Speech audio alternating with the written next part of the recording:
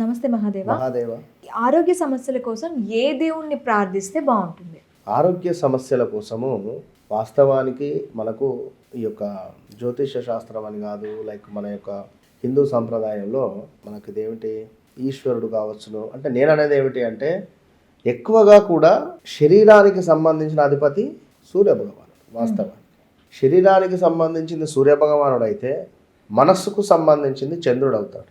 Okay, physical కి ఒక అతను అయితే మెంటల్ కి ఒక అతను. సో ఇక్కడ ఈ మోకాల నుండి కిందికి శని ఇచ్చారు. ఓకేనా.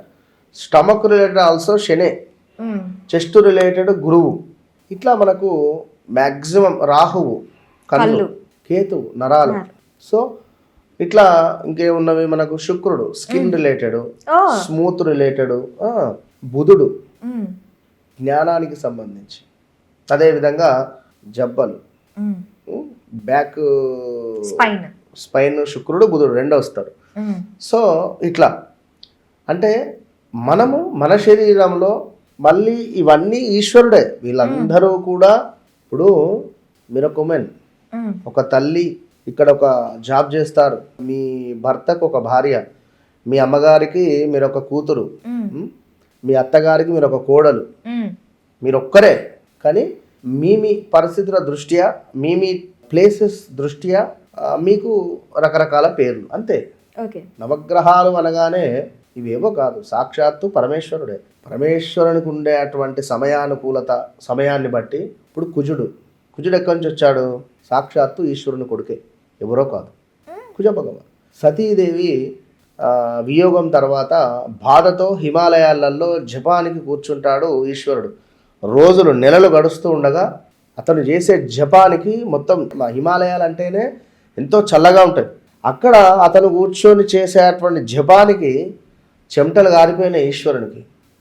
తన లలాటం నుండి చెమట భూమిపై పడి కుజుడు ఉద్భవించినటువంటి సందర్భంలో భూమాత ఈశ్వరుని దగ్గరికి తీసుకుని వస్తుంది. స్వామి నేనేం చేయాలి, నవగ్రహాలలో ఒకరిగా ఉంచు అనే విధంగా ఈశ్వరుడు చెప్తాడు.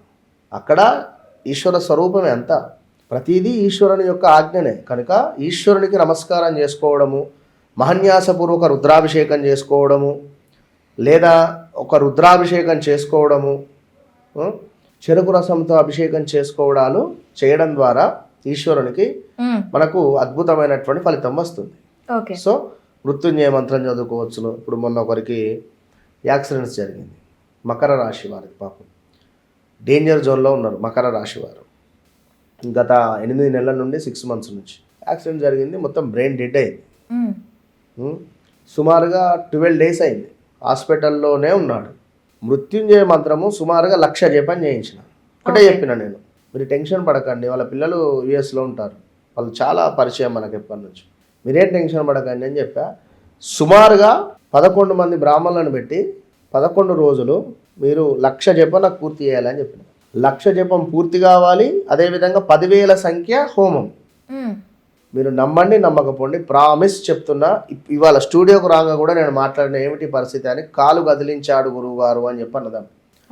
వెంటిలేషన్ మీద నుంచి మామూలు స్టేజ్కి వచ్చి కాలు కదిలించాడు, కొంచెం ఇవాళ రేపు అన్నట్టుగా కళ్ళు తెరిచేటువంటి పరిస్థితి ఉంది అన్నట్టుగా డాక్టర్లు చెప్తున్నారు అని చెప్పి అన్నాడు. చాలా సంతోషం అని చెప్పి. కొన్ని వెల కట్టలేనివి నమ్మకము కావాలి. ఏది ఏమైనా నమ్మకము. ఒకరు ట్యాబ్లెట్ వేసుకుంటారు, తగ్గిపోతుంది, ఇంకొకరు మంత్ర జపం చేస్తారు. అట్లా. Thank you Guruji. మహాదేవ.